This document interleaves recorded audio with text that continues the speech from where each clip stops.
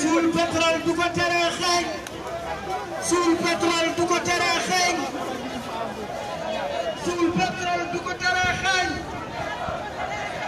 suul pétrole du ko teree xeeñ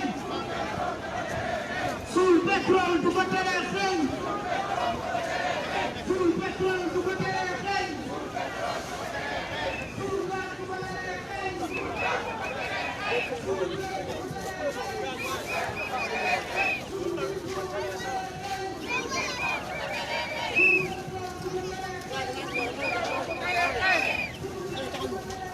suul gaz du ko teree xeeñ Voilà, même les enfants sont là. Sous le gaz du côté des Défendre notre patrie. Défendre notre pays.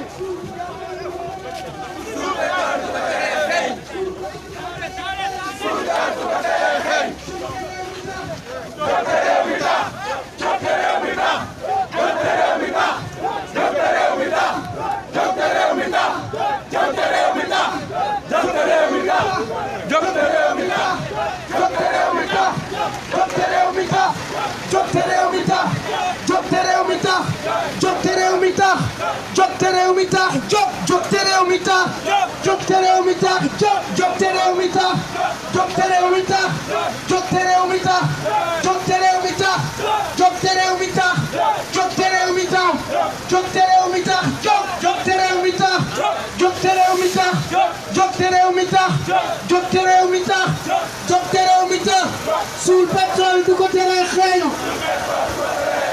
suul pétrole du ko teree xeeñ suul gaz du ko teree xeeñ jóg te réew mi tax jóg te réew mi tax jóg te réew mi tax jóg te réew mi tax jóg te réew mi tax jóg te réew mi tax jóg te réew mi tax jóg te réew mi tax jóg te réew mi tax jóg te réew mi tax suul pétrole du ko teree xeeñ suul gaz du ko teree xeeñ suul fer du ko teree xeeñ suul gaz du ko teree xeeñ suul pétrole du ko teree xeeñ suul fer du ko teree xeeñ jóg te réew mi tax jóg te réew mi tax na ànd ak mouvement waay gaay jóg te réew mi tax jóg te réew mi tax jóg te réew mi tax jóg te réew mi tax jóg te réew mi tax jóg te réew mi tax jóg te réew mi tax jóg te réew mi tax jóg te réew mi tax jóg te réew mi tax suul pétrole du ko teree xeeñ suul pétrole du ko teree xeeñ suul pétrole du ko teree xeeñ suul pétrole du ko teree xeeñ suul pétrole du ko teree xeeñ suul pétrole du ko teree xeeñ suul gaz du ko teree xeeñ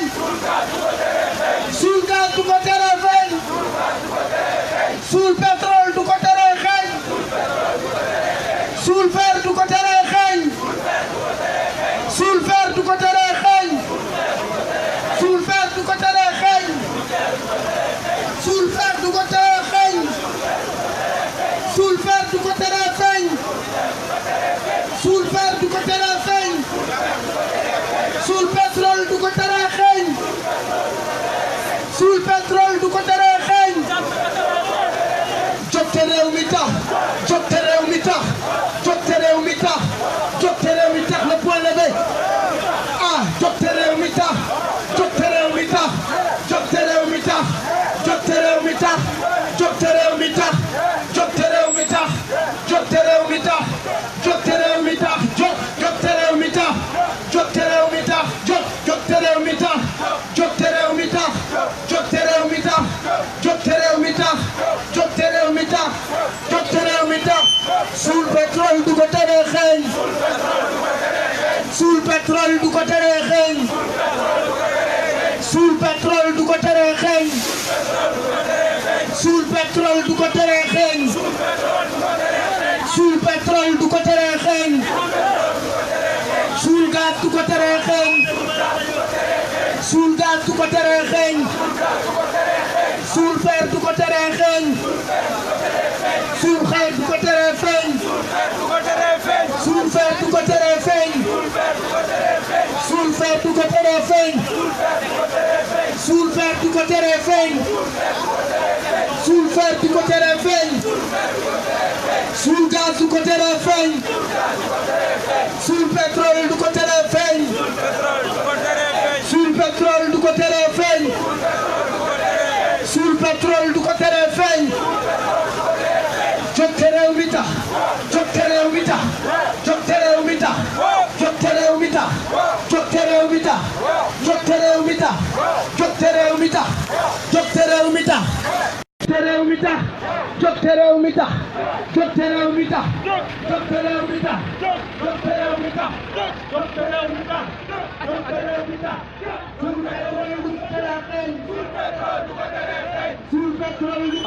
asalaamaaleykum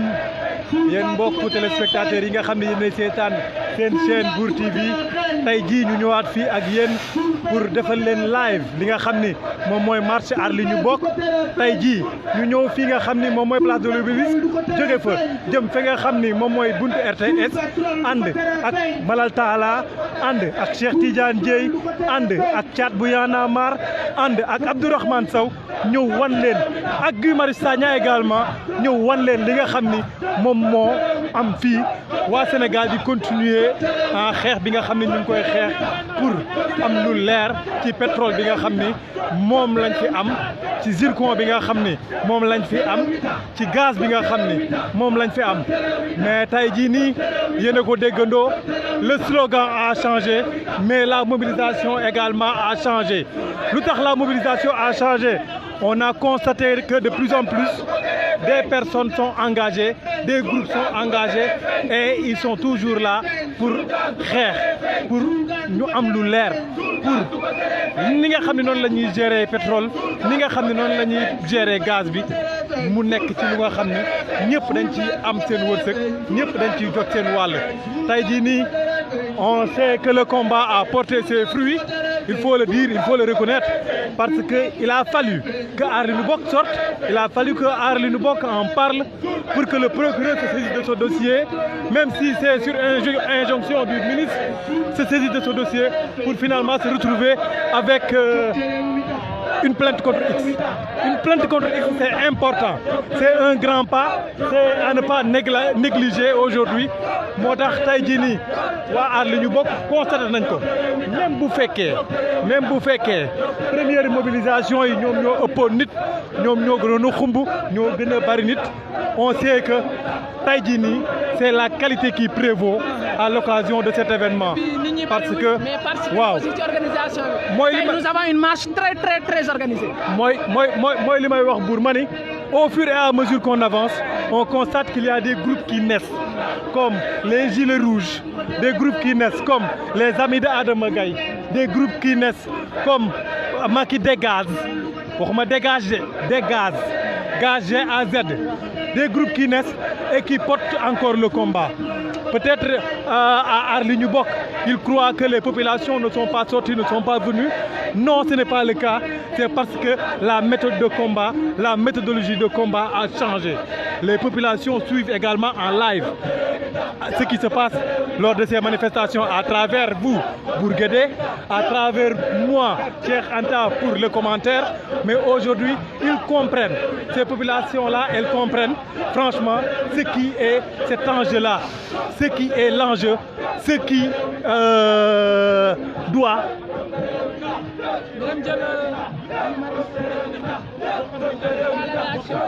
waaw ñoom nag xam nañ ne ban enjeu la affaire bi toll ce qui mérite d'être combattu et ils sont là, ils le font. Donc les Sénégalais sont sortis, même si la mobilisation n'est pas égale à celle des premiers moments, mais au moins ils sont là et ils disent qu'ils se sont soulevés tout simplement pour leur pays. Ces gens-là se sont levés pour leur pays. Dañoo jug pour seen dëkk, dañoo jug pour Sénégal, dañoo jug di xeex. ñoom nag nee nañu scandale bi ah ok waaw mais moom daa noppi sax xanaa dafa am lu ko naqari. jege ko nga laaj ko moom mu wax mu présenté wu. asalaamaaleykum soxna si na nga def. maa ngi fi. soxna si xanaa da ngaa mer. non meruma dama sonn. dama gisul nga waxoo sax sul gàddu ko teree xeeñ. mais maa ngi koy dund. moo am solo. voilà. tey jii nii nga ñëwaat ci marche bi peut-être ce n'est pas ta première fois mais c'est la première fois. lan moo la li gars yi di wax loolu moo la cuqutaan. dara cuqutaanuma y a beaucoup de choses yu ñu war a yaxtu rek li ñëpp bokk li ñëpp moom bokk ko c'est tout. voilà ku génn def nga sa devoir ku génnul defoo sa devoir. ok les premières fois lan moo tax doo woon ñëw. parce que aw ma woon jot parce que nekkuma fi donc pour une fois que ma nekk fii j'en profite pour génn marche. voilà diaspora. ban kii ngay lancé waa diaspora ban message. waa diaspora bi ñu ngi béy seen waax ñoom amuñu dara luñ leen di wax ñu ngi béy seen waax léegi nag y a un grand problème c'est le réveil des consciences parce que nit ñi bon tout le monde n'est pas convaincu. Après je pense que bu fekkee ne am na ñu génn ñeneen ñi tamit dinañu xam ne lu yàgg dëgg la quoi. Depuis le temps que les gens sortent, manifestent, parce que bon, voilà, c'est pas seulement question pétrole, mais tout est bloqué dans ce pays. Voilà, il faut chercher la racine du mal et essayer de soigner le mal. Voilà, loolu amoon lu may wax. Chercher la racine du mal et essayer de soigner le mal. Bourguédé ñoo ko déggandoo. Ce qui veut dire que moom nee na diaspora bi ñu ngi bay seen waar. kon li ci des mooy sénégalais yi nga xamante ni ñoom ñoo des ci réew mi peut-être ñoom ñoo desee bay seen waar ci tool bi. ok man xaw ma woon ni sax diaspora la nekk maa ngi koy tooj naan ko lan moo tax bii nekk sa première fois mu ni c'est parce que nekkuma woon Sénégal et c'est important su fekkee ñoom ñi nga xam ne ñoom ñoo dëkkul Sénégal ñoom ñooy ñëw jógee voyage ñëw di participer ci combat bi à plus forte raison ñi nga xam ne ñoom ñoo fi dëkk kon engagement bi dafa war a nekk engagement bu citoyen mais également dafa war a nekk engagement bu individuel bu personnel bu nga xam ni yow kenn du doo xaar ku la ci woo yow yaay jugal sa bopp yaay ñëwal sa bopp yaay xeexal sa bopp mais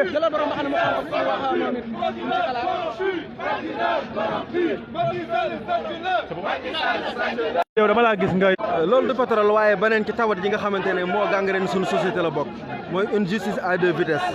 am ñoo xamante ne mën nañoo dëkke saaga mën nañoo dëkke sàcc mën nañoo dëkke di violer loi yi nu mu leen neexee te dara du leen ci fekk waaye am nit ñoo xamante ne maanaam bu ñu yëkkatee seen xalima wax seen xalaat sax ñu jàpp leen tëj leen bu mel ne réew mi dafa am lu ñuy wooyee une justice sélective un régime cannibale boo xamante ne ils ont une fait insatiable loo xamante ne réew mépp ko bokk ñu mën cee lijjanti suñu addina ñu bëgg koo lekk ci ab groupuscule bu ndaw fas yéene koo lekk maanaam au détriment de tout un peuple lors du Falémé le zircon lépp ñu koy gérer ci manière bu opaque boo xamante ne kenn xamu ci dara loolu képp koo xamante ne jëraloo la xeex dama ne su fekkonte ne ennemi dafa ñëw song Sénégal doo jóg lii dafa war a jëral ñëpp ñu jóg képp koo xamante ne li Sénégal di dund jëraloo la jég dama ne su fekkante ne ennemi dafa ñëwoon tey song Sénégal doo jóg parce que suñu ennemi tey mooy Macky Sall suñu ennemi mooy régime Macky Sall suñu ennemi mooy ñiy dilapider suñu ay ressources suñu ennemi mooy ki nga xamante ne mooy jël suñu askan dañu rendre à la France pieds et poings liés mujj Sénégal nekk benn province ci France loolu dama ne képp koo xamante ne jarul xeex su boo fekkoon ba Lat Joor di xeex da ngay daw dafa yaa ngay doon peuple bi dafa war a yeewu nañu taxaw lii du combat wu benn nit ak ñaar nit combat wu waa réew mépp la combat wu sëriñ si la combat wu baykat yi la combat wu nappkat yi la combat wu peuple bépp la parce que ni ñu ñàkk suñu indépendance tey jii bi fi tubaab yi nekkee sax jàkkiwul woon noonu suñu indépendance jàpp naa ne loolu suñu deret waratuñ koo bay suñu deret dafa war a bañ oppression le combat reste unique le combat mooy ñu jële fi Macky Sall parce que nag su fekkente ne garab gi day meññi ay doom yu reyee dañ koy dajjiti ci ren bi le mal du Sénégal a un nom le mal du Sénégal s'intitule Macky Sall le mal du Sénégal s'intitule Aliou Sall le mal du Sénégal s'appelle Mansour Sall le mal du Sénégal s'appelle tout simplement le régime de Macky Sall loolu nag jàpp naa ne képp koo xamante ne bëgg nga réew mi tey jii képp koo xam ne bëgg nga réew mi ak ci couche sociale boo mën di bokk liy tax maanaam sa ëllëg mën a leer liy tax sa ëllëg nga am ci yaakaar mooy ñii nga xamante ne dañoo taxaw pour obstruer suñu espoir ngir dilapider suñu ay ressources ñu jëlee leen fi ndax loolu mooy leeral ëllëg. waaw mais li nga wax dégg nañ ko mais nekk ñu ci élection ba tax ñu war a la jël leen wala par force la rue dafa war a taxaw réclamer li nga xam ni moom la moom le peuple dafa war a taxaw réclamer li nga xam ni moom la moom de sorte que changement am ci mentalité yi am ci gestion bi en attendant nag ñu nekk élection pour jëlee leen fi wala il faut ñu wax rek bañ jóge fi. la rue a été toujours là pour conscientiser le peuple parce que nous sommes dans une république et nous sommes des républicains li nga xamante ne moom lañ kaas di ko wut amul ci lenn loo xam ne dañ koy ñaan wala ñu di ko wut ci violence liñ bëgg mooy mu jaar d'une manière très démocratique waaye nag ci loolu ni muy tàmbalee mooy échéance électorale yi ñu dëgmal il faut ñu jox alerte Macky Sall xamal ko ne ko nous en avons assez de lui càcc gi doyal nañ ci réew mi boo gisee inondation yi nga gis conditions yi nga xamante ne moo nekk hôpitaux yi gis njàng mi ni mu bone nga xamante ne y a un mal dans ce pays imaginez tey jii 6 000 milliards buñ ko injecté woon ci santé kan mooy soxla woo di jóge Sénégal di dem Maroc di faju étudiant marocain yi fii la ñuy jàng ci université de Dakar lan moo tax maanaam Sénégal yi dem di faju Maroc parce que am nañ ay dirigeants yu responsable ay dirigeants yu bëgg seen réew yoo xam ne duñ jël li ñëpp bokk ñett nit wala ñeent wala benn famille di ko ngar dajjoo di bàyyi askan bi loolu mooy combat bi te loolu il faut ñun ñëpp yeewu kenn ku nekk def ko sa combat ngir loolu mën fee jóge Macky Sall on en a assez de lui son régime c'est un régime despote c'est une dictature rampante wala boog une dictature debout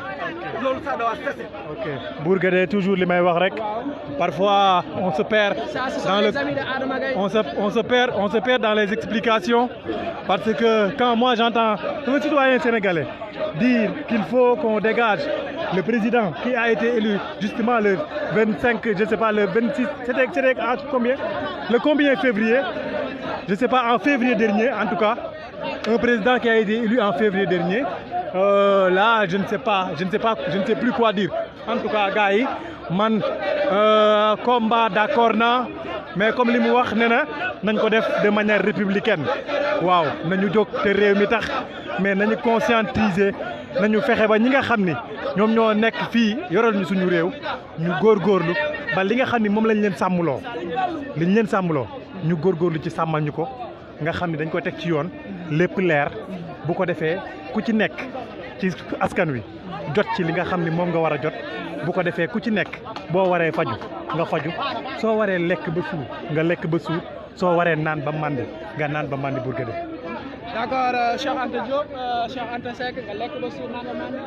ni nga ko waxee noonu la je pense que léegi ñoo ngi gis autorité politique yi ñu ngi ñëw maa ngi fii seen ku mel ni Thierno Bocoum mais je pense que Cheikh Anta war nañoo jéem a xool position Guy Marius Sagna moom mu jox ni sa réaction. waaw Guy Marius Sagna de mu ngi woon ci marche bi.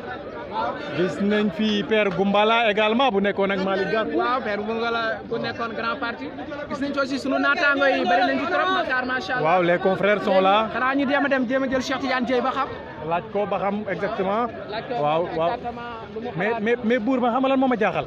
ñii si kanam nii sol lu ñuul li ñoom seen lu ñuul li lan lay tekki. waaw je pense que ñi ñooy waa aar lu nu bokk su ma juumul ñoom ñooy ñi nga xam ne ñooy coordonné aar lu nu bokk gis naa fi seen naa fi membre aar lu nu bokk ñi nga xam ne bu conférence de presse amee ñoom ñooy jël porter la parole ñoom ñoo nekk au devant léegi yeneen militants yi nekk ci ginnaaw ñoom Abbas Sall waaw Abbas moom la ñuy seen noonu Abbas Fall waaw gis nga Sall waaw non royaume bi nag non royaume bi ci bokk Sall ngay sant roi mu buur ku ci nekk fa Sall ngay sant. waaw incha allah léegi xanaa nga ñu profité jëlaale ko moom benn yoon. Abbas Fall déjà Abbas Fall mais bu la neexee ne ko Abbas Sall parce que roi bi ku ci bokk da ngay sant Sall waaw Abbas. waaw ñu gis manifestation bi tey jii nii mais population bi ñëw ak beneen engagement beneen ferveur yow loolu boo ko gisee lan ngay yëg. waaw li may yëg mooy du mën a sax mbégte mais dama gëm rek ne Sénégal commencé nañ yeewu parce que tey malgré asamaan si ni mu naqaree mu ngi taw ci yenn côté yi mais sénégalais yi génn nañu jàppale ñu ci li nga xam ne ñun ñëpp ñoo ko bokk di ko xeex muy aar suñu alalu réew donc du mën a satisfaction la. mais on peut mieux faire mais tant que sénégalais yi ñu ngi mel ni nekk suñu ginnaaw du ñu jàppale incha allah rabbi dinañ nekk ci kanam ànd ak ñoom xeex. Abbas, on entend parfois des gens dire que la mobilisation commence à se démobiliser. Le plus important c'est la mobilisation ou le message. Justement wax nga lépp moom laay wax léegi Fatima le plus important mooy message bi yéen a ngi nii di ko transmettre des millions et des millions de sénégalais ñu ngi ñuy suivre c'est le plus important le message et la qualité du message donc ñun. bu fekkee benn sénégalais sax moo génn ñun pour ñun c'est quelque chose. ok yéen a ngi jàllale le message nee nga c'est le plus important mais est-ce que après yéen a ngi am feedback. ba xam message bi mu ngi àgg fa ngeen soxla. compréhension bi ngeen xam ne moom ngeen ci bëgg ci askan wi est-ce que yéen a ngi koy am. dëgg la effectivement ñu ngi ci am feedback parce que chaque jour nit ñi suñu page ñu ngi ciy dugg dañu yónnee encouragement di ñu wax ne xeex bi ànd nañ seen ñun donc ñun. Le message passe bien et feedback bi aussi mu ngi ñëw bu baax voilà feedback baa ngi ñëw bu baax jërëjëf merci beaucoup Abbas. président Abbas mooy ñëw. waaw léegi Ousmane Sonko moom la ñuy accueillir ñoom moom la ñuy accueillir il est là Ousmane Sonko du PASTEF il a rejoint le mouvement comme on dit Ousmane Sonko ñëw na donc. ñoom ñu ngi mais avec l'arrivée de Ousmane Sonko également buur nag affaire bi dafa mel dafa tas de gars yi lu ñu def nii xanaa ñoom ay fans lañu. déet puisque El Hadj Diouf nee na dafa yëngal ga dafa liggéey journaliste yi ngay gis noonu ñuy def mouvement jibi ngi nii. indil naa leen seen leader leaderu ñan. leaderu jeunesse bi leaderu peuple bi leaderu véridique bi waaw kii nar a defar réew mi laa leen indil. mais jibi aar li ñu bokk moom aar li ñu bokk ce n'est pas Ousmane Sonko aar li ñu bokk ce n'est pas Idrissa Seck aar li ñu bokk ce n'est pas Thierno Bocoum aar li ñu bokk c'est aar li ñu bokk. aar li ñu bokk c'est le peuple. mais il faut que quand il y a une mobilisation de aar li ñu bokk peuple bi génn ñëpp ñëw ñu xam ni li ñuy kaas ñëpp a ko bokk ñëpp a ko moom ndax réew bu ñu demee ba ay sàcc di ko jiite dafa jot ñu taxaw reyante ak ñoom loolu mooy aar li ñu bokk ñëpp dañu war a ñëw di mobiliser amul tout le monde on appelle tous les opposants ñu ñëw. mais da ngaa ñëw indaale sa parasol loolu moom mooy yow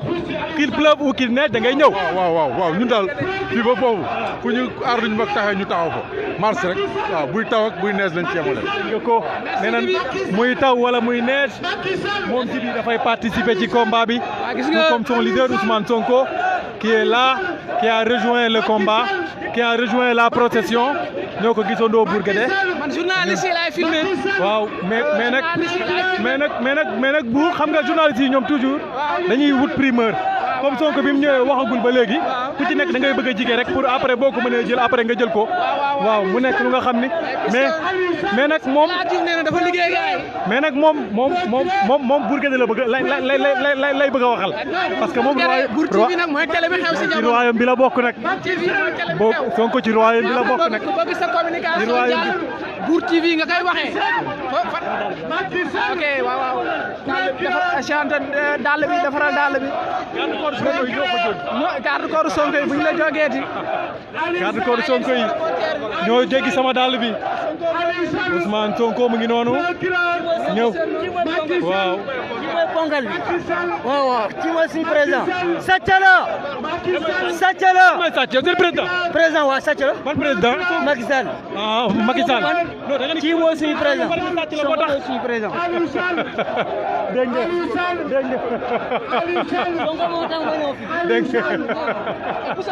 dégg nga ko buur mooy Sonko ñaawe lay waxal noonu ke mooy ñaawe kan xale bu jigéen bi Sonko di waxal mooy ñaawe Fatima Meng waaw ñaawe waaw moom lan lay wax ak moom waaw ñaawe xanaa nga dem talal micro bi yéen lan ngeen di wax yéen ñaar ñi président lan ngay wax président lan ngay wax ak ñaawe ñaawe lan ngay waxanteeg président ñaawe looy waxanteeg président Bour Guédé nee na nga wax ko looy waxanteeg président ñaawe lan ngay waxanteeg président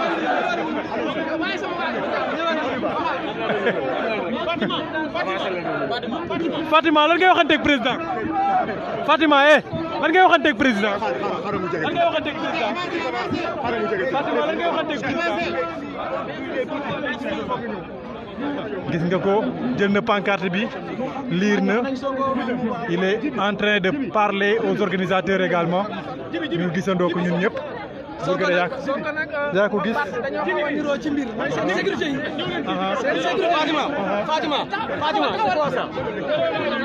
waaw gis nga ko noonu Bour Guédé les organisateurs ñeneen ñi également ñu ngi nekk nag tamit di cas le fait que certains accordent ce crédit là à Ousmane Sonko parce que c'est un combat du peuple comme on le dit gis nga ko ñoom ñoo ñu nekk ci kanam ñu ngi nekk di kaas loolu noonu mais nag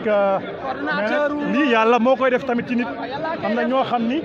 fu ñu ñëw bu ñu nekkee ci ay nit buñ dikkee ñoom ñëpp ñoom moom la ñuy bëgg a waxal et c'est ce qui se passe avec Ousmane Sonko il faut le reconnaître également. ñu jëlaale Fatou Blondin il faut moom it ci membre. waaw wax nga dëgg. mooy femme boobu noonu jël ko. waaw madame Blondin Diop mu nekk nii mais tey dafa seex mbib xanaa day yàbbi mbib wax ak Bour Guédé loolu lan lay tekki madame Diop loolu lu muy tekki mais tey jii ñu gis sous la pluie sous le soleil chaud ngeen déplacé wu ñëw pour lan. pour Sénégal suñuy doom suñuy sët loolu rek la. pour Sénégal seen i doom seen i sët lan ngeen di bañal seen i doom ak seen i sët. suñu alal.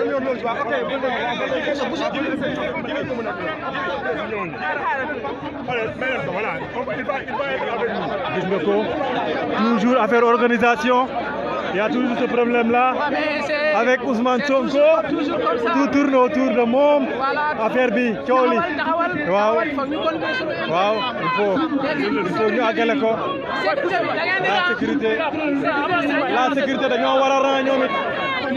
La sécurité dañoo war a ran.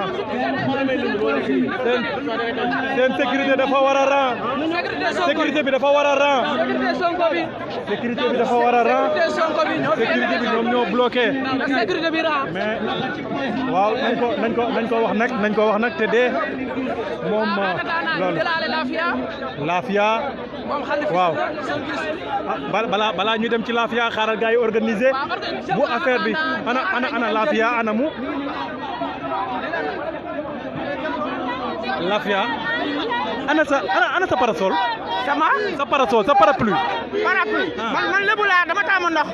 dama taamu tefes donc man yëngalu ma quoi. ndoxu taw ak ndoxu géej daa bokk. oh benn la. pétrole ak gaz daa bokk.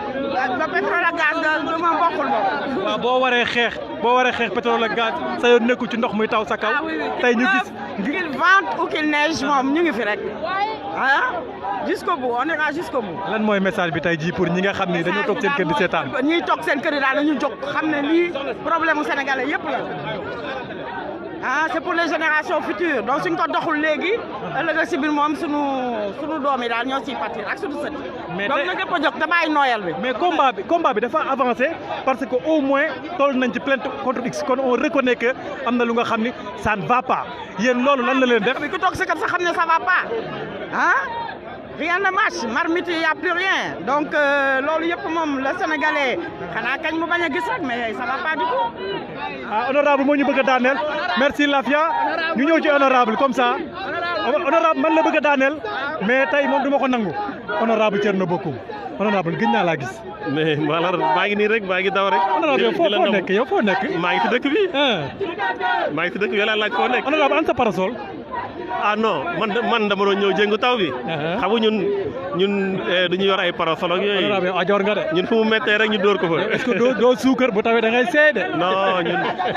ñun moom xam nga ne dañoo ñeme lu métti. mais sant yàlla rek. honorable tey jii ni ñu gis malgré chaleur bi malgré taw bi population sénégalaise yi également génn ñëw wax li leen naqari ñoo ngi koy dégg noonu sa ginnaaw sàcc la dictateur tey jii ban message moo ngay wax ñi nga xam ni ñoom ñooy seetaan Bour TV bëggoon na ñëw peut-être ñëwuñu wala mënuñoo ñëw. bon d'abord li may njëkk a wax mooy nañu nekk ci principe bi mooy la transparence ñaar am nañ ci responsabilité benn bi mooy l'état sénégalais bi nga xamante ne moom la ñu dénk suñu ressource te ñun ñu moom ko constitution wax ko waaye su ko constitution waxul woon sa ñëpp xam nañ ne lu feeñ ci dëkk waa dëkk ba ñoo ko moom donc état bi la ñuy laaj d'abord transparence si nu muy gérer nos ressources naturelles beneen bi mooy ñun ñi nga xamante ne ñoo war a aussi réclamer cette transparence là parce que su dee ñu ñu jiite xamuñu la moo leen war ñun ñi nga xamante ne ñoo leen dénk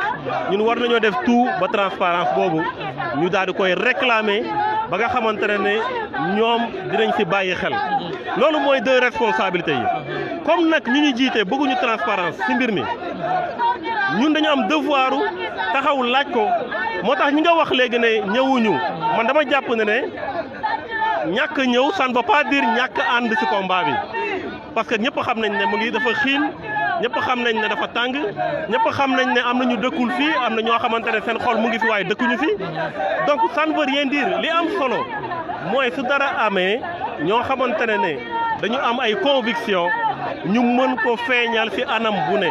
anam bii nag bokk na ci anam yi am na ñoo xamante ne dinañ def ay contribution am na ñoo xamante ne dañuy bàyyi ba jour vote ñu daal di def lu ñu war a def am na ñoo xamante ne dinañ mën a wax ak ay nit ñoo xamante ne ñu ngi nekk ak ñoom pour changement yooyu am donc je pense que ne tey li am solo rek mooy question de principe bi ñu gérer ko. Ok, mais la question a évolué, honorable. On a constaté que depuis le démarrage du combat, on en est arrivé à une plainte contre X de la part du procureur. Nous recherchons X, mais au moins vous avez eu peut-être la chance de pousser le procureur ou bien le régime à rechercher X. Est-ce que vous êtes fiers de ce qui se passe par rapport à ces recherches-là de X? Nous espérons juste qu'ils retrouveront X, parce que X sera recherché par A ou par B, aujourd'hui ou demain. Et c'est cela le plus important, nous n'abandonnerons pas le combat. C'est un combat de principe. J'ai toujours dit qu'on peut abandonner n'importe quel combat. Mais on ne peut pas abandonner un combat de principe. On ne peut pas se détourner de nos ressources naturelles. On ne peut pas ne pas exiger la transparence dans la gestion de nos ressources naturelles. Donc qu'il s'appelle X, Y ou Z, nous continuerons à le traquer. Nous continuerons à tout faire. En tout cas, si le procureur tombe sur lui le premier, mais c'est tant mieux. Sinon, nous continuerons à le chercher à l'avoir. Ma question piège. Thierno Bocoum tey boo ñu doon wax X ka ñuy wax xam nga X. non X du ma wax kenn xam nga man nag man moom transparence laa bëgg ñu def ko ñu bàyyi yenn yi moom du ma si dugg li ma mën a wax daal mu leer mooy man dama gëm présomption d'innocence du ma nit kuy tuumal kenn lu may tuumal yi day fekk ma teg sama loxo mais am na njuuj njaaj moom am na si mbir yi nañ fexe ba xam nan la demee naka la ak kan la ak ñan la. voilà. merci beaucoup dégg nga ko. moom de nee naa ko kuy X waaye xamu ko. Thierno Bocoum du la wax kuy X rek Bourga de. X c'est l'inconnu. X moom. X est-ce que du Sonko. gis nga sécurité Sonko bi nag nañ ci wax. mais Sonko est-ce que du mooy X. sécurité Sonko bi nañ ci wax. est-ce que du Sonko mooy X Bour. mais est-ce que du Sonko mooy X. nañu raa. est-ce que du Bour est-ce que du Sonko mooy X. yan dem leen Bour TV. Sonko est-ce que du mooy X. Bour. Bour est-ce que du. est-ce que Sonko du mooy X. est-ce que du Sonko mooy X. est-ce que du Sonko mooy X Bour Guédé. Bour est-ce que du Sonko mooy X. yaay dem leen Bour TV. ñaaw nee na ñu ñëw. waaw kay ñaaw nee na ñu ñëw. mais boobu ba léegi président mu ngi accordé ay interview ñu nga xam ni. duñu ay journaliste. waaw président. waaw mais président ñun suñu interview nag. suñu. waaw mais nañu dégg li muy dégg gars yi. waaw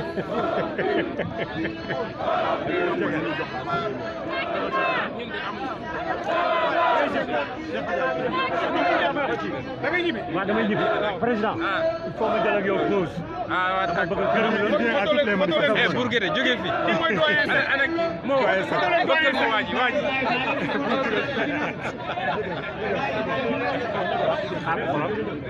bu yeggee fële bu paree. oui ma. waaw comme que dàq nañu. léegi en attendant muy def déclaration. da ngay photo. non damay jël waaw demal photo. xaaral.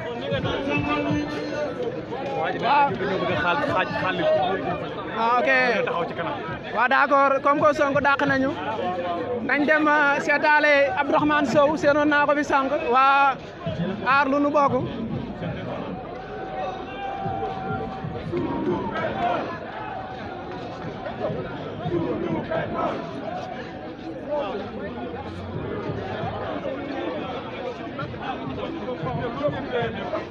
mooy première manifestation bi ñu defoon waaye ba ñu génnee ci première manifestation bi li xew boobu mooy 45 département Sénégal yëpp da nga gis nit ñi di teg seen di cellule locale aar lu nu bokk fii ñuy wax ak ñun fële ca Ndar Géej ña ngay amal ay manifestation ak feneen boo demee Canada ña ngay amal seen manifestation noonu lay demee ngeen koy dégg ci diaspora beeg fu nekk loolu moom moo tax tey amaana nit ñi jël première manifestation bi comme nattukaay waaye sénégalais yi wax dëgg yàlla jafe-jafe àdduna tamit mën na tax ñu comprendre ñu bëri am lu leen tënk ba tax amaana seen xol bi ngi fii mais jafe-jafe jamono ak lu ñu jox seen njaboot tax na duñu mën a génn waaye ñun yamuñu rek ci ay manifestation yu demee ay marche wala ay rassemblement dañ doon def ay sensibilisation ci biir sensibilisation yi sénégalais yu bëri dañuy xamal ne wax dëgg yàlla ñoom dañoo am kersa sax ci li ñu dul ñëw di ànd ak ñun ci xeex waaye ne ñu nag li ko waral du lenn dul jafe-jafe jamono mais suñu xol suñu lépp mi ngi ànd ak yéen te ñun nii lañ koy jàppee duñ ko bàyyi amaana ñooñu li leen tënk dina leen tënki bés bu leen tënkee ñu ñëw fekk ñu ci xeex dafa xeex bi waat xeexaluñ ko ma Samba xeexaluñ ko ma Demba suñu bopp lañ koy xeexal suñu doom lañ koy xeexal suñu sët lañ koy xeexal pour que ëllëg kat buñ taxawee nañu waa bi fi pétrole ak gaz feeñee nan ngeen taxawee seetaan ba loolu yëpp ñu sàcc ko ñu bañ a taxaw dina xool bu boobaa dañuy waye di bañ a waye di googu nag moom moo tax tey ñu gën a taxat suñu ligg ci xeex bi te xeex bi dañ koy wéyal ba lépp lu jëm ci pétrole bi gaz bi zircon bi lii di wurus bi ba ci weñ gi feeñ nii maanaam bépp xeetu balluy mbindaare yorin wi nga càmm gi yor maanaam état bi ak caytu gi du gouvernement bi nekk yor mucc ay ba nga xamante ni bu fekkee daf ci am loo xamante ni dañ ko wommi askanu Sénégal muy spoliation ci li nga xamante ni seen moomeel la loolu noonu ñu dem jëli ko delloowaat ko ci askan wi ndaxte kat ñun xeex bi nii duñu ci te ñuy wax waa ngombalaan gi ba léegi kenn déggul seen ñu yëkkati seen kàddu tekki ma ne ngombalaan gi nag mooy li tubaab di tuddee assemblée nationale ba léegi dégguñu ñu yëkkati kàddu wax ko ci lii te kat comme ñoom ñun dañ leen a fal ñu nekkal ñu foofu noonu askan wi jóg ci lii nii ñoom waroon nañ jóg ànd ak ñun ci laaj yi ñuy laaj ndaxte ñun laaj yi ñuy laaj laajuñu na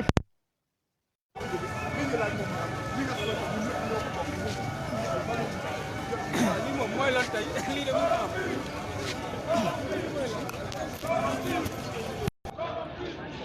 waaw yéen a ko gis noonu léegi gis nañ fi Thierno Bocoum gis nañ fi Ousmane Sonko ki ñu fi gisagul kay pour le moment mooy Barthélémy Diaz ak yeneen leader de l'opposition yi ñoom gisaguñ leen fi xanaa ñu taaxeerlu ba ci kanam mën naa am ñoo ngi ci yoon bi dañoo yegg seegul en attendant Chanta dama lu mu dee Abdourahmane waaw buur Abdourahmane noo gisee manifestation waaw loolu di sant Yàlla suñu borom rek parce que gëjoon nañ am mbooloo mi ni day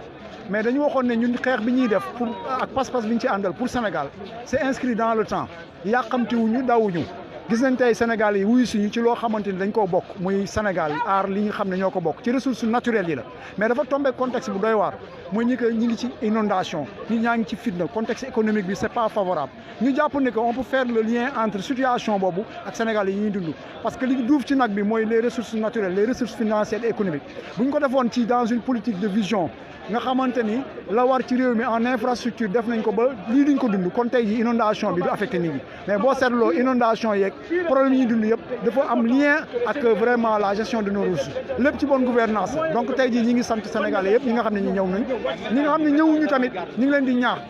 ñu xam ne lii ñoo ko bokk lu ci sotti rek ci njëriñu Sénégal lay doon donc félicitations à tout le monde et big up au Sénégal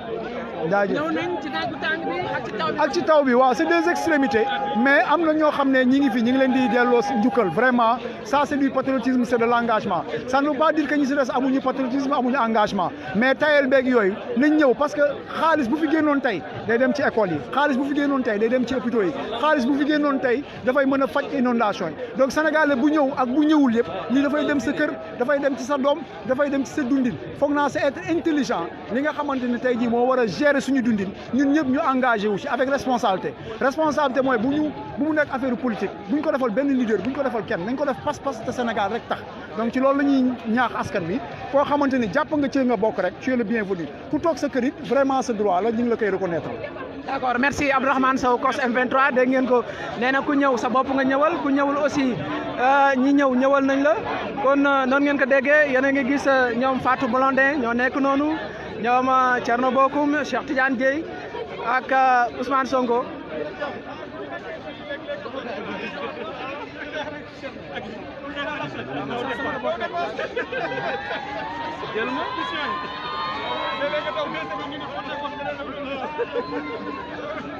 loolu la ñuy yóbbu.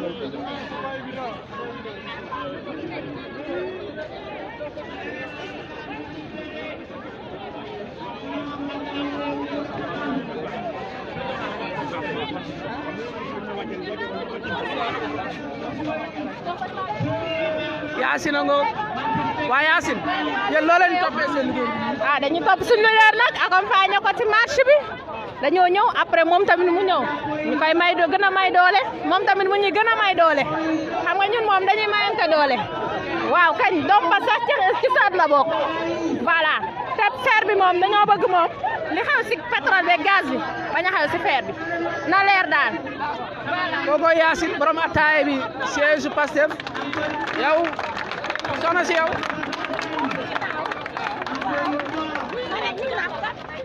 yow loo leen di yóbbu. ma taxaw ne la ci ñi loo leen di yóbbu. kontaan rek.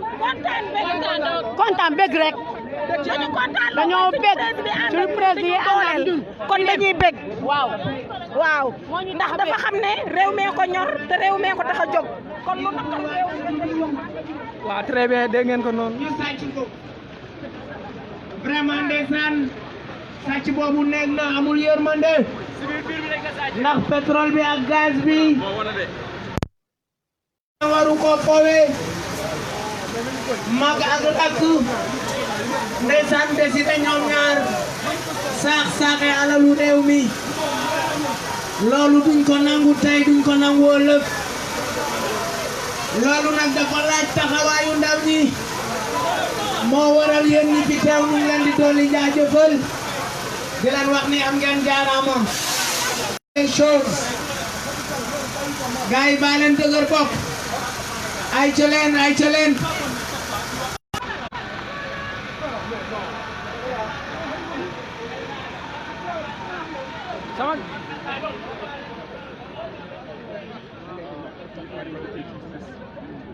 parce que wax ji ñu ngi koy biiralaat nee nañu lii di pétrole lii di gaz lii di fer lii di zircon ak lépp lu ngeen xam ne ni mooy ëllëgu askanu Sénégal daanaka Macky Sall moom la ñuy duut mbaaraam su ma baat ci kaw rakku Macky Sall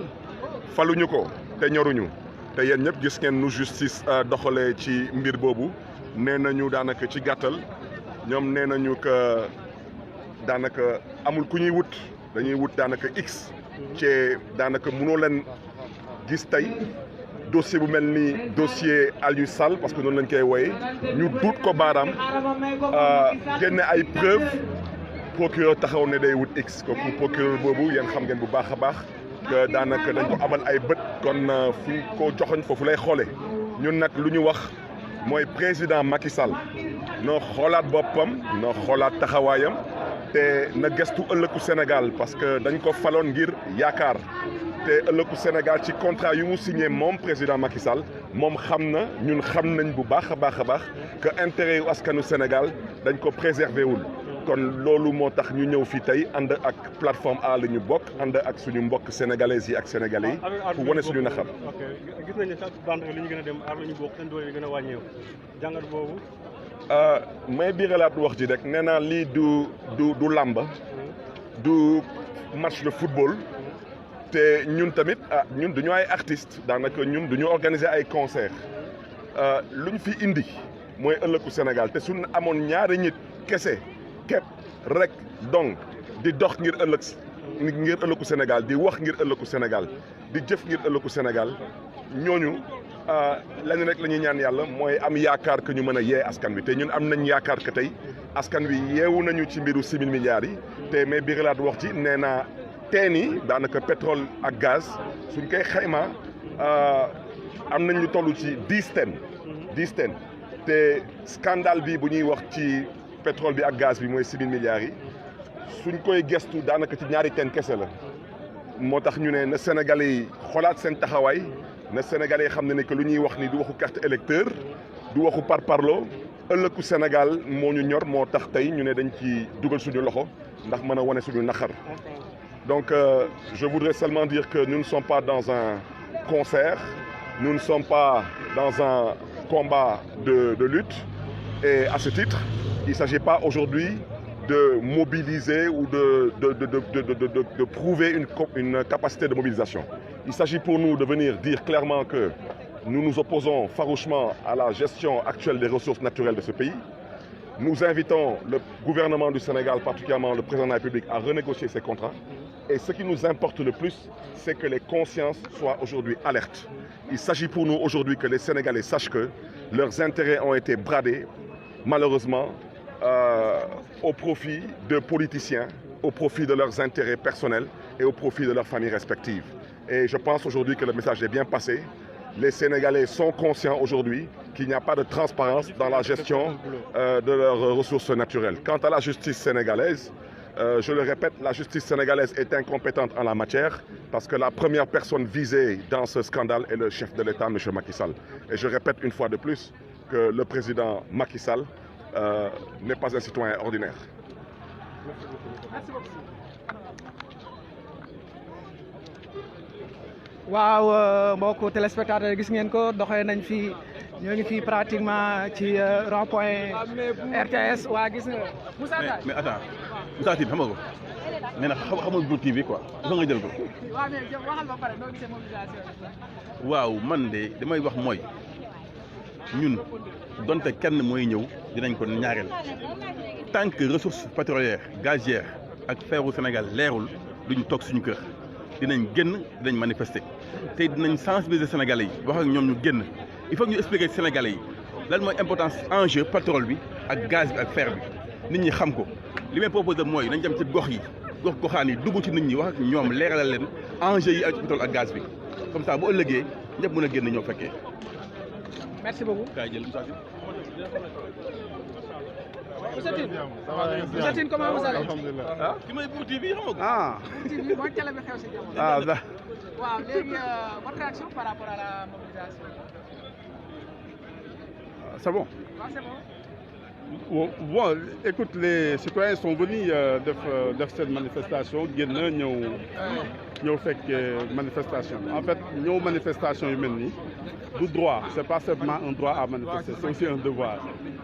Le devoir de chaque citoyen dans des moments comme ça, dans des moments troubles, où il se pose des problèmes de gouvernance transparente. Il se pose un certain nombre de scandales non élucidés. Il se pose des abus de pouvoir avec des arrestations tous azimuts par la simple volonté du chef.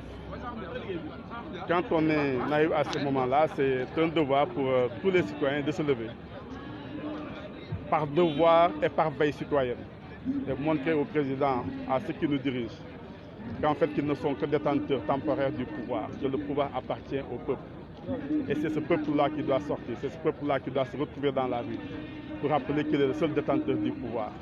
Et qu'à ce titre-là, il entend l'exercer et il n'entend pas laisser le pouvoir actuel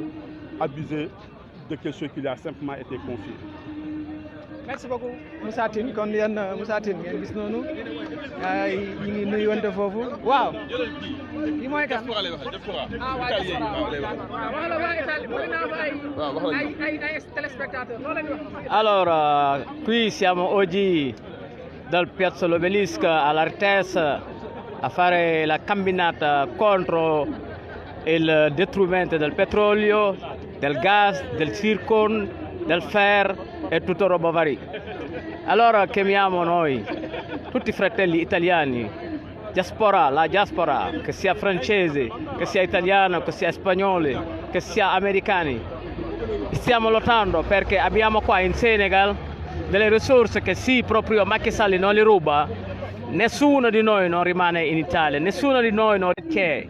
petrolio, gas, zircon. E noi senegalesi dobbiamo stare in giro a lavorare per gli italiani, per i francesi, per tutto. Non ci rendete conto. Dobbiamo lottare. Lottate anche lì dove siete. Fate le marce, fateci capire del governo italiano, del governo francese, del governo americano, che qua abbiamo un governo, un presidente dittatore, un ladro che sta rubando con suo fratello, che ci ha rubato 6.000 miliardi di franchi CFA. Grazie, No. Va bene. Noi siamo qua e stiamo lottando per tutti. Abbiamo fatto 25 anni in Italia. Qua abbiamo visto che c'è tutto, non ci manca niente. Lottate che cacciamo via questa famiglia Faisal, così torniamo con un presidente tipo Khalifa Sall, che quando aveva 14 anni fino adesso ha sempre lavorato per il suo paese. È stato un sindaco model della capitale del Senegal, Dakar, e lo sanno tutto il mondo. Allora vi saluto, bocca al lupo a tutti, ciao. Grazie. Waa sa mbokk italien yi yéen a nga dégg Colina le Gradel yéen a ngi dégg Awa Cissé Gaye kooku seen mbokk italien la moo leen doon représenté fii ñëw di porter seen voix defe naa dégg ngeen ko ngeen jotali ko seen mbokk italien yi kon yegsi nañ ci terminus ñoo ngi fi rond-point Liberté 6 xanaa ñu jéem a jege ji tuuti xool ñu jéem a waaw Mamor Sow ana classe yi ni ngeen ko déggee noonu la Cheikh Moustapha noonu la Cheikh Tidiane yéen it noonu la Gracie Mille waaw ñu déglu Guy Marius Sagna mooy wax noonu mu ngi leen di dalal di leen di gërëm ci seen teewaay dëgg la sax ne xëy na suñu diggante gërëmante xaju si ndaxte lépp lu ñuy def lépp lu ngeen di def seen bopp ngeen ko defal suñuy doom lañ ko defal suñuy sët lañ ko defal waaye dafa fekk ne boo nekkee ci réew moo xam ne jafe-jafe yi bëri na ngant yi nga xam ne moo mën a tax doo ñëw manifestation bëri na waaye loolu yëpp taxul ngeen fàtte yooyu yëpp pour ñëw ñu ànd boole suñuy yuuxu boole suñuy baat ngir exiger une gestion souveraine des ressources naturelles ngir exiger une gestion démocratique des ressources naturelles wax dëgg yàlla mënuñu lu dul wax leen ngeen tàccu seen bopp tàccu leen seen bopp mbokk yi ñun aar li ñu bokk na ci li ñu wax jamono yi passé ne dafa jot ñu def une convergence des luttes mooy fépp fu Sénégal nekk am fa jafe-jafe ñu ngi lay tàllal loxo ñu ñëw ànd xeex bi ndaxte daanaka ñun lu ñuy xeex jafe-jafe yi ngeen di jànkonteel li ñuy xeex moo koy saafara tey jii nii ñu ne am na Sénégal 800 000 personnes handicapées État du Sénégal am na programme bu muy wax carte d'égalité des chances mu defar si 56 000 cartes d'égalité des chances 800 000 personnes handicapées dëgg la boo defaree 56 000 cartes d'égalité des chances baax na am na solo waaye nag tuuti na loolu boo ko méngaleeg 800 000 personnes handicapées lan moo tax président Macky Sall sur 800 000 handicapés mënul lu dul defar 56 000 cartes d'égalité des chances lan moo tax président Macky Sall ba tey jii nii muy wax ak yéen mu am 600 magistrats ñu am Sénégal am un déficit de 600 magistrats lan moo tax mu am jafe-jafe ci wàllu ndox ci wàllu assainissement ci wàllu mbéy ñun aar li ñu bokk danoo ne bokk na ci saytu bu muccul ayib suñu am donc ñu leen di gërëm di leen di jaajëfal ci teewaay bi ba beneen jërë ngeen jëf. jërëjëf Guy Marius Sagna temps bi moo ñu xooj ñu ngi woo Abdourahmane Sow waa ji xeex ba yooyu ndeysaan Abdourahmane Sow COS M23 ana nga Abdourahmane ay ca ki ci topp kan la ki ci topp caat la na waajal Abdourahmane Sow bismillah ay ca Abdourahmane Sow bismillah ay ca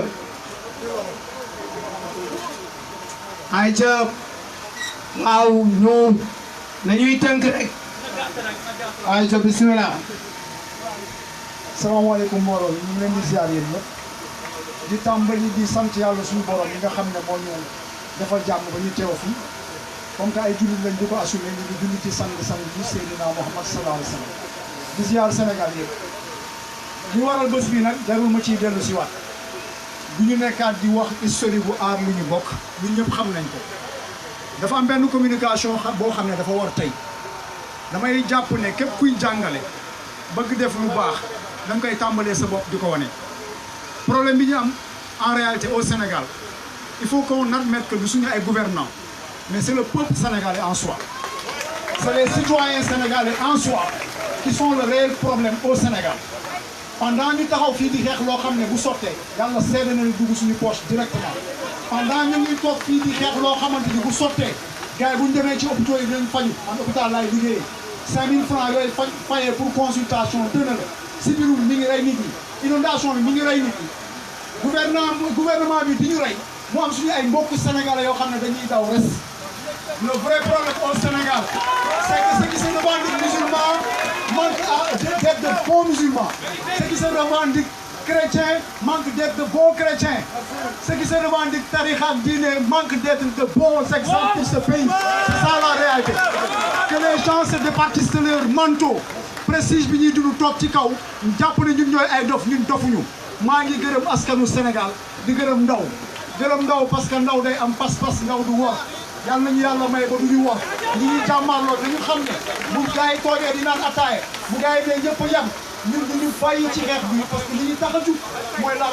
bonne gouvernance mooy la transparence un message très fort que les Sénégalais cessent de mépriser la sous-région foog ne ñoom ñoo gën ñag ñi foog ne ñoom ñoo gën yeneen africains yi dépassé nañ ñu dans le cadre de l'engagement Sénégalais dañuy toog seen kër bàyyi leen naan ataay yi bàyyi leen ñaan ñoom ñëpp a yem ngeen assumer seen histoire bi nga xam ne ñu leen di jërëjëf Abdourahmane Sow maytul tëb mag du tëb Abdourahmane yes ñu ngi woo Thiat nag turam dëggantaan Thiat jekk sikkim rafet moustache ñu ngi ko gën a xamee ci tiru Cheikh Oumar Cyril de la Feusange Touré Cheikh Oumar Cyril de la Feusange Touré ayca bismillah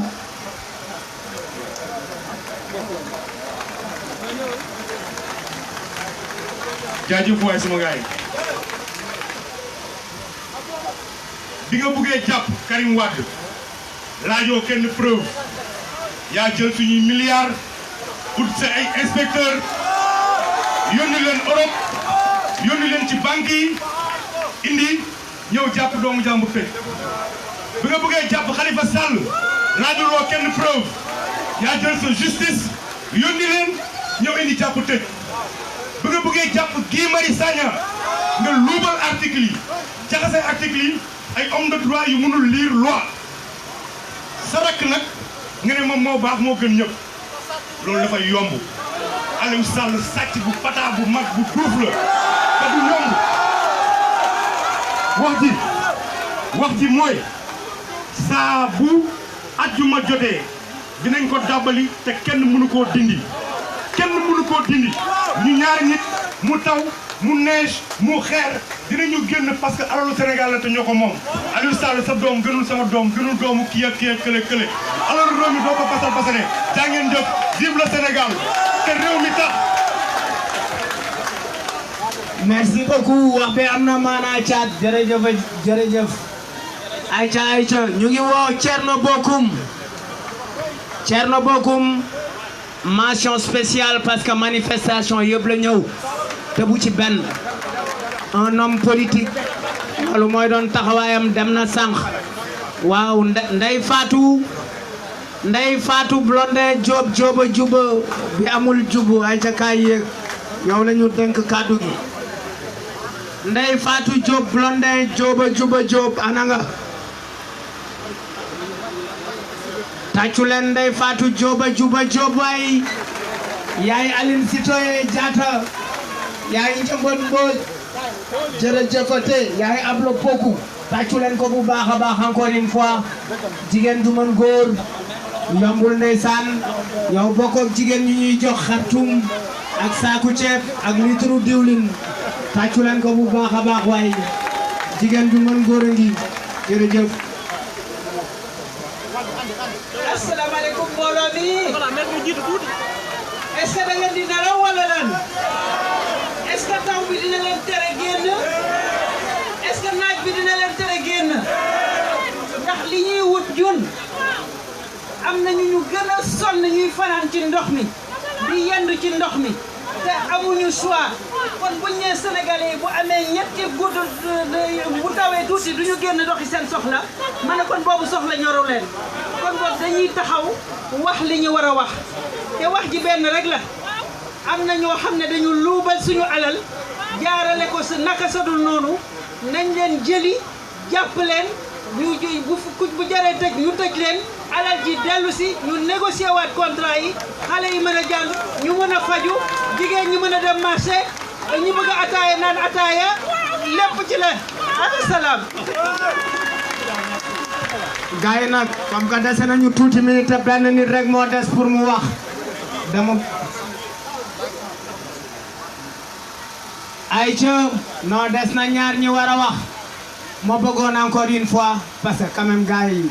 ñu xumb tuuti tàccu leen bu baax a baax a baax encore une fois les gars encore une fois les gars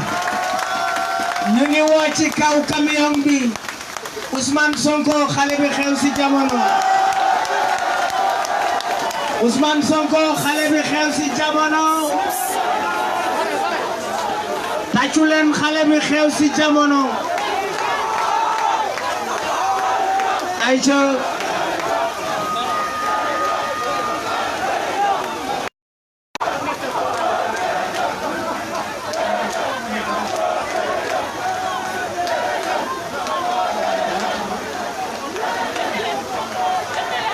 gars yi jërëjëf tey wane ngeen ni ñi fi teew xam nañ lan mooy priorité Sénégal priorité Sénégal du kan moo war a jiite opposition ak lan lañ ko war a jox lu muy àndal priorité Sénégal du kan mooy woon sëriñu kan ak kan a bokk kan école priorité Sénégal mooy li nga xam ne mooy wërsëg gi ñu yàlla wërsëgalee te benn groupuscule de Sénégalais toog ci di ko sànq depuis indépendance ba léegi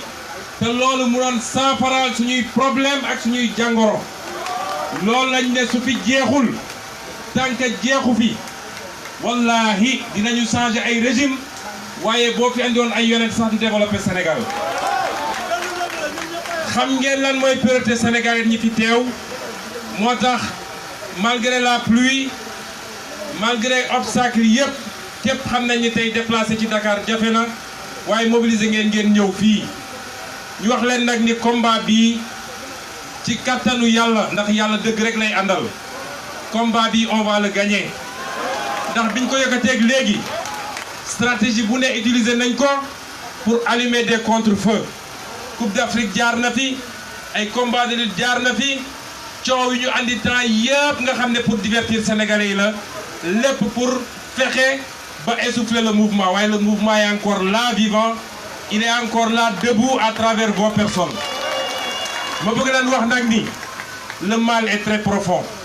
te man mii di wax ak yéen Ousmane Sonko lépp li ma mës a wax ci lu jëm ci ni ñu gérer suñu or suñu pétrole suñu zircon suñu pétrole ak suñu gaz bu dee am na lenn lu ci dëgg rek bu dee am na lenn lu ci dul dëgg yàlla na ma yàlla sànq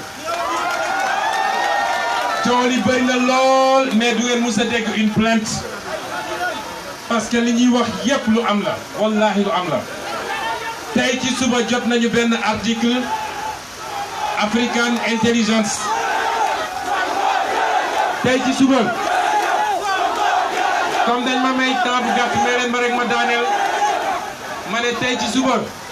jot nañu ab article bu wax ni Cosmos 30% yi ko dese woon ci suñu gaz 20% yi jaay na ko compagnie nationale Abu Dhabi xam ngeen loolu ñuy def di jël alalu Sénégal di ko jaayantu ay nit di ci am ay milliards yi milliards yi milliards depuis Petrotim ba jaar ci Timis jóge ci Timis dem ci Cosmos jóge ci Cosmos dem ci BP léegi ñu ngi ci Abu Dhabi kenn xamul Sénégal ñaata milliards la ci perte te liñ ci waroon am sax ci fayeku ci impôt duñ ko ci fayeku balaa ñu naan nañu wax ci inondation bi peuple sénégalais laa bëgg a waxal nit su la dara dalee bul xool li ñuy wax symptômes yi manifestation yi il faut nga analyser ba xam jàngoro boobu lan mu fan la jógee mooy lii rek ñu amoon ko ci capacité waroon ko delloosi ci réew mi muy génn loola tax tey mun ñu saafaral inondation mun ñu saafaral hôpitaux yi mun ñu saafaral écoles yi parce que moyens ñu waroon am mu dellu si ñun Macky Sall ak ñi mu àndal jébbal nañ ko ñeneen toog di ñu seetaan te ñoom am nañ ci seeni milliards ba tax je lance un appel fort au peuple sénégalais wax naa keroog nii li xew ci feeru Falémé bi moom mooy xeexu aar li ñu bokk parce que lu ñu mun a dabu la ndax signé gul dégg ngeen ñu démentir ne signé nañu bés may def sama conférence de presse bés boobu la ñu signé lan moo waraloon parax bi lan la ñu signé complexe sidérurgique bi nekk Diamniadio la ñu signé waaye signé guñu ci feer bi MOU bi rek la ñu signé gum waaye ku lire ci MOU bi di nga ne naka la ab ministre sénégalais mu ne signé lu mel nii diggante Sénégal ak Turquie moo tax waa Sénégal commencé ko ci aar li ñu bokk waaye c'est un combat citoyen c'est pas un combat politique li xew Algérie du parti politique citoyen yi la li xew Soudan du parti politique citoyen yi la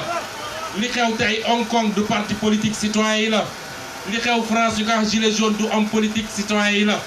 man mii teew fii teew ma fi en tant que homme politique fi teew en tant que citoyen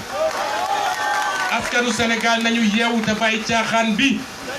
ñu leen di divertir ci ay débat yoo xam ne amul benn solo ñu xëy suba ba ngoon di ci dissertation te loo boobu jamono lii woon farata ci réew mi ñu ngi koy bàyyi ci gannaaw combat bi nag mun nañ ko gagné li jëm ci feer Falémé nee naa lañ ca am ci possibilité ak ci alal mat na lu ëpp 80% budget Sénégal ndax dinañ toog di ko seetaan ba Macky Sall sànq ko len na ko mun a dindi fii mooy mobilisation exceptionnelle partout sur le territoire national la jeunesse les moins jeunes les milieux professionnels les syndicats enseignants bu fi toog di kaas ci payooram na xam ni duñ ko jox benn augmentation ci salaire am ndax état Sénégal li waroon a andi suñuy ressources jaay na ko ba noppi kon nañu jóg ci xeex bi na nit ñi mobiliser wu te bañ jàpp ni xeexu Massamba du Fou Malade du Cheikh Tidiane Dièye du Thierno Bocoum du keneen ak keneen ndax léegi Abdourahmane Sow wax na ko bu sotti woon it man duma ci ëppale kenn kon Sénégal nañu xam ni yàlla wàccoon ak ñun bu yàgg yàlla li waroon def ak ñun ñëpp def na ko ba noppi waaye yàlla nag du la jox lépp ba pare ñëw witil la ko sexal la ko li ñeneen ñi def am seen fulla ba tey seen àllal développé na seen réew bu ñu defoon la moitié développé Sénégal kon xeex boobu mooy xeex bi may wax nag ni li weesoogul mooy feeru Falémé bi li weesoogul mooy zircon Niafran bi waaye li nga xam ne it tey dafa laaj xeex pour ñu récupérer ko muy pétrole di gaz di zircon bi nekk Diogo ak leneen ak suñu jën gi ak leneen su Sénégalais yi mobilisé wu massivement Macky Sall dina xam ni moomul réew mi moom ak Aliou Sall ak Aly Ngouille Ndiaye ak keneen ku mel ni ñoom te dinañu delloo suñu alal bu boobaa suñu mbokk alkaati yii nga xam ne sax ñu ngi leen def loo liggéey bu métti te ñun xam nañ ni neexul seen xol ñoom seen bopp nañ ci gis seen bopp loolu mooy message bi appel à la mobilisation permanente ñu ngi leen di gërëm di leen sant asalaamaaleykum.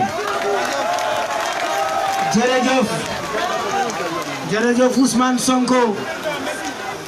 ñu ngi woon ak fii léegi waa jooju ñuy woowee Barthélémy Diaz ndax Barthélémy Diaz kat demul ci salon yi di pédicure ak manucure ngeen tàccul ma ko bu baax a baax Barthélémy Diaz tàccu leen ko bu baax Barthélémy Diaz jërëjëf tàccu leen Barthélémy bu baax a baax ayca ndeysaan suul pétrole du ko tere xeeñ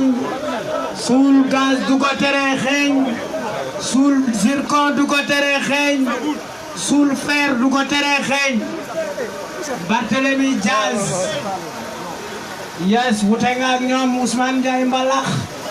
tàccu leen ko bu baax. merci asalaamaaleykum mbokk yi ma bëggoon commencer d'abord par féliciter la plateforme Aar la ñu bokk ma leen di ñaan yeen askan wi ngeen tàccu bu baax a baax plateforme Aar la ñu bokk bu baax a baax a baax a baax parce que lii mooy citoyenneté lii mooy patriotisme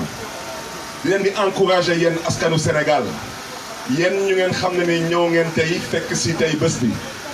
di encourager tamit ñu ngeen xam ne ni ñu ngi toog seen kër yi ba tey ñu jàpp ne ni peut-être jotagul wante ci manifestation yu mel nii il faut ngeen jàpp ne ni que l'objectif il est atteint mooy yee ngeen askanu Sénégal yee ngeen askanu Sénégal sur un seul fait mooy xam nañ que ñu ngi tongtongee ëllëgu Sénégal xam nañ que ñu ngi tongtongee seen pétrole ñu ngi tongtongee seen gaz ñu ngi tongtongee seen fer te loolu moo am solo mbokk yi lii bu leen ko bàyyi parce que lii xeex bu ñu commencé tey ak plateforme Aar la ñu bokk dina demaat à un autre niveau lenn la ñu namm ci xeex bi ñun nammuñu fii ay mbooloo yu takku am na solo naam am na solo wante lu ñu namm mooy sénégalais yi qu'ils soient définitivement conscients que ñu ilif nii dañu tongtongee seen ëllëg te lu ñu namm ci ñoom mooy particulièrement ci président Macky Sall mooy mu nangu renégocier waat les contrats pétroliers et gaziers. On est en train de parler de 10 puits 10 teenu pétrole ak gaz 6 000 milliards yu gars yi dëpp ci ñaari teen kese la ci 10 teen yi ci ñaari teen kese ngeen la gars yi dëppee 6 000 milliards yéen nag mbokk yi du wax ci tey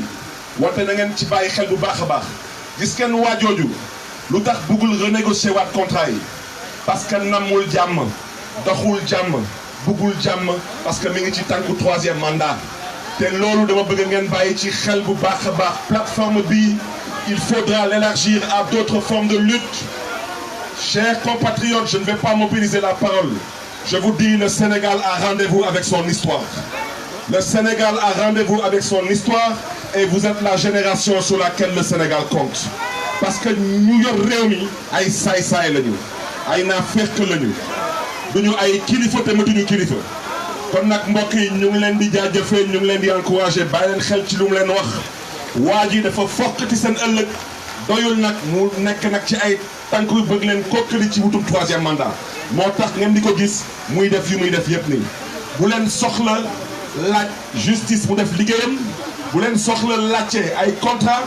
bu leen soxla gestu quoi que ce soit parce que à la tête de ce pays il y a une bande de vagabonds et de brigands ñu ngi leen di gërëm di leen di sant jërë ngeen jëf mbokk yi. ñu ngi jox kàddu gi Argo moom mooy représentant gilet orange gilet rouge hein non mais les rouges orange oui da ngeen di wut yu rouge que gilet rouge ngeen tudd moom Argo na Cheikh Tidiane Dieye moo koy tëj Cheikh Tidiane Dieye moo koy tëj ayca bismillah. waaw asalaamaaleykum gars yi dama ne tey dama ñëwoon pour tontu suñu papa yi ak suñu yaay ak suñu nijaay ak suñu frère yi wax naan pétrole bi génnagul gaz bi génnagul ngeen ñi bëgg a rek wax ju bëri gars yi dama ne heure bi dafa jot les gars heure bi dafa jot na sëkk 2021 si la ñu war a génne gaz bi si la ñu war a génne pétrole bi gars yi dem leen laaj waa Tivaouane ba xam gis nañ njëriñu phosphate bi ak zircon bi wala ngeen dem laaj waa Kédougou ba xam gis nañ njëriñu or bi wala foofu yëpp dafa sori dem leen ngeen laaj waa Kaolack ba xam gis nañ njëriñu xorom si gars yi dama ne ñun dañoo jël suñu alal dénk ko ab sàcc dénk ko ab saay-saay mu jël ko bokkoog rakam ak jabaram ak ay xaritam ñu jël lépp ak moo ko benn moo laa bëgg ñu ñëpp ñu mànkandoo ko muy lenn gars yi dama ne Macky dégage Macky dégage Macky dégage loolu moo war a tey ñun waa Gilet rouge ñu ñëw fii pour aar li ñu bokk aar suñu Sénégal Sénégal yi libère c'est la liberté ou la mort, nous vaincrons. Merci Ardo. Merci Ardo. Ñu ngi woo Cheikh Tidiane Gueye. Merci Malal. Gagné merci. ñi ma jiitu wax nañu presque déjà lépp.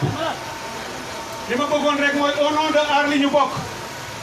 remercier leen encore une fois et féliciter leen. yàgg nañ ko waxaat ko. Le plus important pour nous, ce n'est pas le nombre, ay millions de personnes bu ñu amul détermination soxlawuñu ko. Mais quelques dizaines, voire des centaines de personnes, ñu braver les intempéries, ñëw dox taxaw, montrer détermination, ñu la nekk en face de nous tey ils ont la peur au ventre.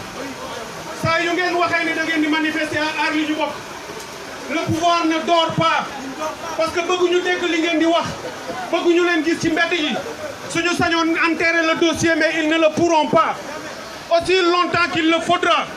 vous allez continuer à vous mobiliser pour vous battre parce que bu fekkee pétrole et gaz c'est de la malédiction ailleurs au Sénégal du ko mës a nekk parce que le peuple sénégalais du ko nangu. Le pétrole et le gaz nous appartient. Macky Sall n'a aucune autre alternative lu dul indi affaire bi ci yoon. Ousmane Sonko wax na ko jox nañu ko Cosmos jox ko BP jox ko Total jox ko Abu Dhabi waaye ku ñu ko mën a jox itam dinañu jëliwaat suñu alal delloosi ko ci réew mi. Qu'ils en soient persuadés, on ne leur laissera pas les ressources et les biens du Sénégal. li fi am ci or ak pétrole mën na régler les problèmes de tous les Sénégalais d'aujourd'hui et de demain. Donc li ñu leen bëgg a wax rek c'est très simple. Gardez la même mobilisation et la même détermination. Dans les prochains jours dinañ leen waxaat yeneen action yu ñu war a poser na ngeen xam ni la partie judiciaire va se poursuivre. Enquête bi nga xam ni procureur ubbi na ko te du enquête dara caaxaan la dinañ ko contraindre mu def une enquête digne de ce nom. képp ku sàcc alalu réew mi dinañ la jàpp delloo la ci yoon bu ko bañee def fii au Sénégal dinañ ko yóbbu à l'étranger aux États-Unis d'Amérique ou en Grande-Bretagne les choses bougent te ñoom ñi xam nañu ne dootu ñu ñeme voyager dem foofu ndax dinañ leen jàpp. Donc na ngeen ko déggee noonu dinañu continuer aller dans les quartiers dans les marchés dans les écoles sensibiliser Sénégalais yi. On veut que vous soyez des relais dans vos quartiers bu ngeen demee expliquer leen nit ñi ñu comprendre ñu xam le sens du combat ñu xam ne yéen a ko mën a gagnal seen bopp. Donc encore une fois nous vous remercions. Le temps a été difficile peu importe le nombre vous avez été là gëm nañu loolu te ñu ngi leen di remercier di leen encourager. balaa ngeen di dem ngeen taxaw ñu chanter l'hymne national du Sénégal. Que Macky Sall vous entende que Macky Sall et son gouvernement ñu dégg leen. ngeen chanter l'hymne national du Sénégal ñu xam ne vous êtes des patriotes ñu xam ne le drapeau moo tax ngeen génn ñu xam ne yéen ak policiers yii ñu leen garder vous êtes tous des patriotes yéen a ànd pour le combat pour la transparence et pour la dignité du Sénégal kon ñu chanter l'hymne national du Sénégal ñu daal di tëj manifestation bi. 1, 2 et 3. Baissez tous vos corps, frappez les balles à fond. Le lion rouge a rugi, le dompteur de la brousse. D'un bond s'était lancé, dissipe les ténèbres, soleil sur nos terreurs, soleil sur nos espoirs. Debout frères, voici l'Afrique rassemblée, fibre de mon cœur vert. Épaule contre épaule, mais plus que frères, Sénégal est debout. Unissons la mer et les sources, unissons la steppe et la forêt. Salut Afrique mère. Bravo, bravo Aar Li Ñu Bokk, suñu pétrole, suñu gaz. Merci beaucoup. À bientôt.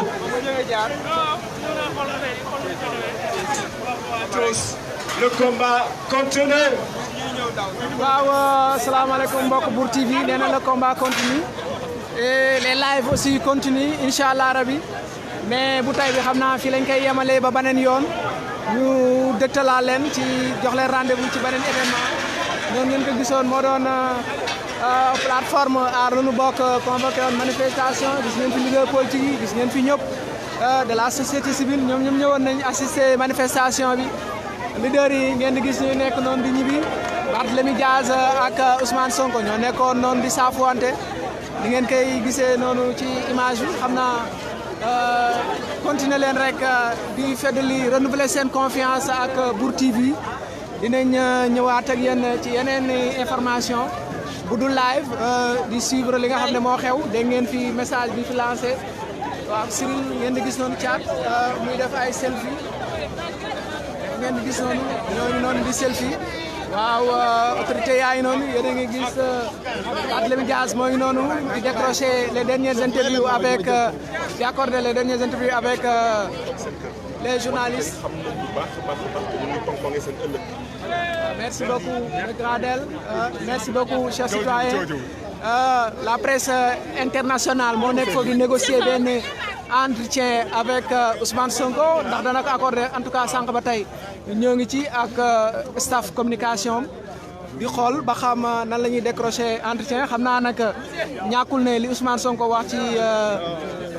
présidium bi ci wolof moom lañ bëgg ñu def ko ci français ndax ñoom xam nga ne moom discours am bi yëpp ci français la ko def waaw ngeen di gis siti sécurité waaw d'accord merci jeex na waaw oui Idrissa Seck c'est le plus grand absent gisuma fi waa réew mi aussi je ne sais pas xanaa peut-être bu ñu sukkandikoo ci mouvement Agir bi à part Thierno Bocoum gisoo leen fii beneen kii réew mi gis ngeen sax Malal Talla benn instant mu ngi koy sànni ay xeer nee na kii comment dirais-je bi muy woo Barthélémy Dias xaw ma Sonko nee na ko nekkoo fi pédicure ak manicure wax jooju ku ne xam ne Idrissa Seck moo ko moom mi nga xamante ni pratiquement kenn du koy gis ci manifestation yi wala ses responsables ku mel ni Déthié Fall aussi gëj nañ koo gis ci manifestation aar nu bokk yi wala genre manifestation yi xam naa ñàkkul ne looloo tax Fou Malade di ko classe di ko sànni xeer naan daat ak neewoo fi pédicure ak manicure yaa ngi ñëw ci manifestation yi léegi meilleur profil kon ni ngeen ko gisee noonu Ousmane Sonko mooy dugg noonu ci otoom di libéré wu militant yi war ko nankaan jërëjëf Sonko jërëjëf waaw léegi ngeen di gis muy dugg ci otoom noonu ànd ak sécurité am xam naa nag duñ fa mën a jege ndax sécurité bi dafa xaw a am doole da ngeen ko gisee noonu Sonko jërëjëf moo ngi noonu di def ay selfie maa ngi ko gis mu yëkkati benn xale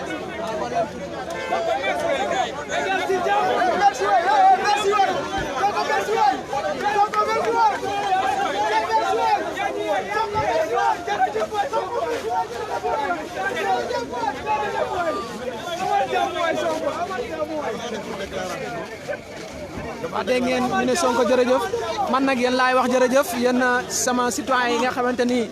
sànq ba tey yéen a ngi woon ci ligne bi doon suivre seen manifestation via Bour TV merci à vous tous incha allah rabi di leen di jox rendez-vous très prochainement ci beneen activité ok jërë ngeen jëf. jërëjëf Bour jërëjëf.